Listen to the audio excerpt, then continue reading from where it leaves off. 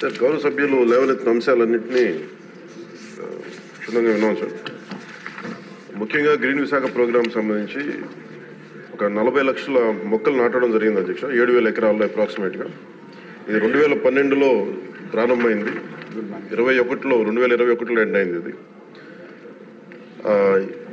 ఇది అన్ని industrial establishment, HPCL steel plant, Coromandel port trust, NTPC, Gangavaram port, వీళ్ళందరూ భాగస్వామ్యులు అధ్యక్ష దీంట్లో. అలాగే ఇందాక గౌరవ సభ్యులు లేవనెత్తింది pollution zonal office is existing అధ్యక్ష. అది దానికి జాయింట్ చీఫ్ ఇంజనీర్ వర్క్ చేస్తున్నారు అలాంగ్ విత్ రీజనల్ ఆఫీస్. కానీ ఒక్క అంశం ఆయన లేవనెత్తిన అంశంలో ఒకటి రెగ్యులర్గా నేను కూడా వింటా ఉన్నాను.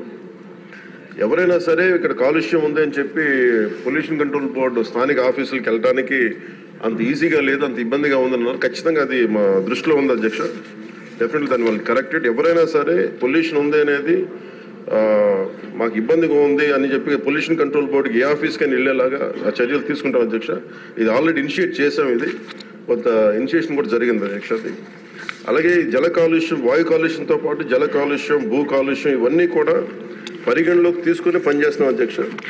ఈరోజు క్వశ్చన్ అవర్ కాబట్టి అన్ని అంశాలకి నేను సమాధానం కొంచెం క్షుణ్ణంగా మేము ఒక అవగాహన చేసుకొని ఇంకొంచెం దీని మీద ఒక కార్యాచరణ రూపొందించి సదరు గౌరవ సభ్యులకి మీ దృష్టిలో పెడతానండి. మంత్రి గారు, నా సూచన ఏంటంటే విశాఖపట్నం మీ నగరం మీకు ఇష్టమైన నగరం అంచేత అక్కడ సభ్యులు చెప్పింది మాత్రం వాస్తవం, మీకు కూడా తెలుసు. మీరు ప్రత్యేకంగా ఒకసారి వచ్చి ఇన్స్పెక్ట్ చేస్తే బాగుంటుందంటే నా ఉద్దేశం.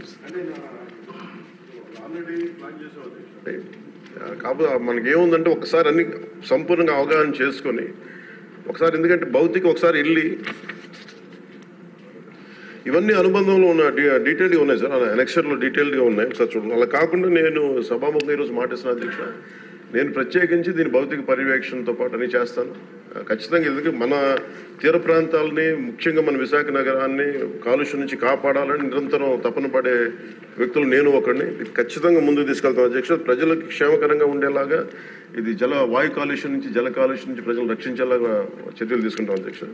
అది భౌతికంగా అది నేనే ప్రత్యేకించి సంబంధిత అధికారులతో ముందుకు తీసుకెళ్తాను అధ్యక్ష. Thank you.